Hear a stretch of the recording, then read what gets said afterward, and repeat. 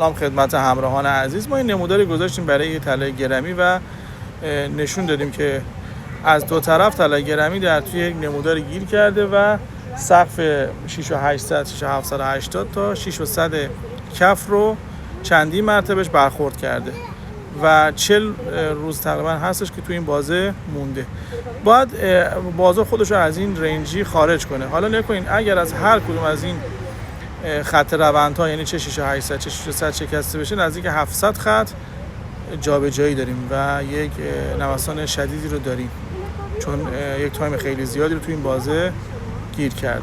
حالا بسته به خبرایی که میاد خیلی مهمه که تاثیر داره که این بازار به کدوم طرف شکسته بشه و به هر طرف هم که شکسته بشه از این ور تقریبا تا 7500 جا داره که بره، از اون ورم ارزم به حضورتون تا 5400 500 بیشتر احتمال به بالا رفتنشه، ولی خب بازم اگر خبر خیلی خوبی بیاد و پولی بیاد، توافق جدیدی انجام بشه و اینا چه مثلا برای 3 سال تعلیق کنن، که حالا من نظرم بیشتر رو بالا رفتنه تا پایین.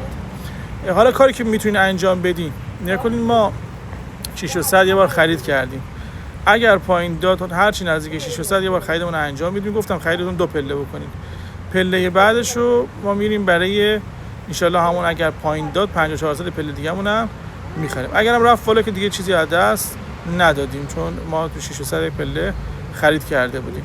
فروش نکنین دوستان، یعنی نه بفروشین برای 50، چون حالا ما میگیم آقا شاید از این ور ریزش انجام. این ریزش در صورتیه که کاملا توافق بشه و اینا غنیسازشون رو کلا صفر کنن و یه مقدار احتمالش نزدیک به 10 تا 20% بیشتر نیست.